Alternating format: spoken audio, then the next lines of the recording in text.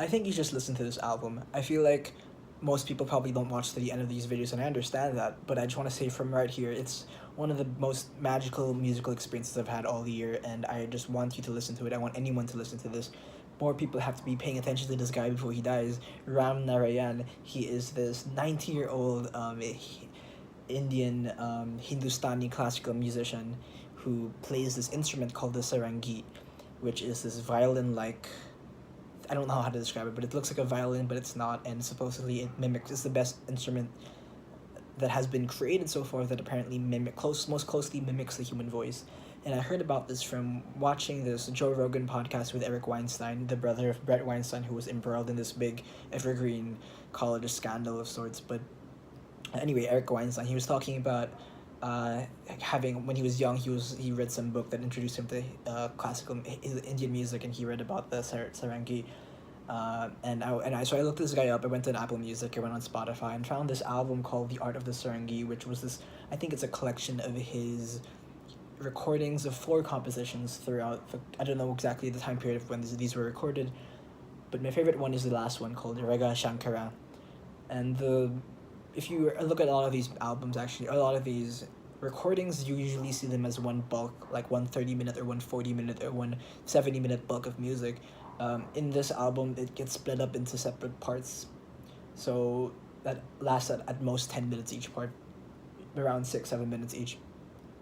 But there's a beginning, middle, and end for each raga composition, and this is my first time listening to the Sarangi as an instrument, and my first time really getting fully engaged with Hindustani classical music. I feel like my personal experience with Hindustani classical music has been through Ravi Shankar, as probably most people. Maybe I feel like it's very easy to think that once you hear Ravi Shankar, you've heard everything because you hear the sitar and he's very influential, and you hear about his influence on like the Beatles and George Harrison and all of this stuff, being the dad of Norah Jones. But there are many instruments around, not just India, but around the world, and a lot of genres. When you think of musical genres, it's interesting to see how many of them are tied to the musical instruments that you brought them about, right?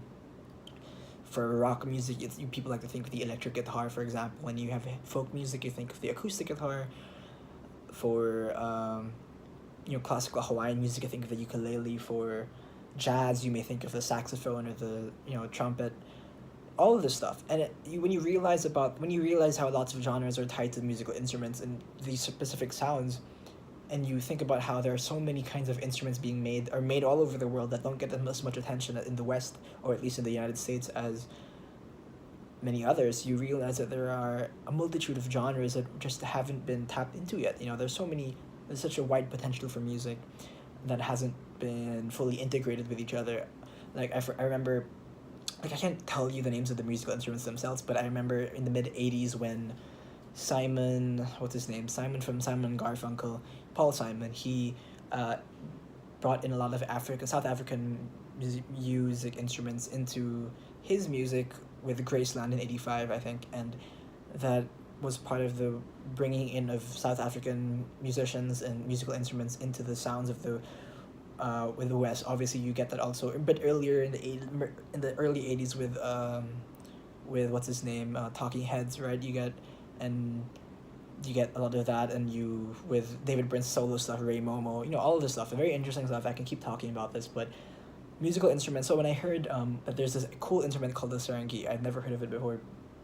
I listened to the music. It's incredible. And the thing is, I can't really tell you so much about the music because it's indescribable, and I don't have the vocabulary to really articulate how the music sounds different from others. Just listen to the music, and everything you need to know about it, you'll find out from there. I was just hooked. It was very magical. I was listening to it yesterday for the first time, and I was trying to write, and I wrote a bunch of things. Just, it brought me to this kind of flow, the sense of flow, I thought, and it was very calming and beautiful at the same time. If you stop and just pay attention to it, it made you want to, if you close your eyes, I feel like I could go on into this journey into my mind or something. It was incredible. But yeah, I highly recommend, check this thing out. Check this Ram Narayan out. Check out other Hindustani classical music and kill instruments and their music that came out of it. Don't limit yourself to the sitar, but if you haven't listened to Ravi Shankar, listen to the sitar is amazing as well. But yeah, check this album out. it made me very, it gave me a lot of, just genuine joy today, on a day that, or not even not today, or over the last few days over listening to this thing. So it's been pretty incredible, and I don't feel like I get those musical experiences as often anymore. So I want to share this with anyone who wants to listen. Great album, or just great person, great musician, incredible sounds, and don't listen to that. If you have to choose something to listen to this stuff.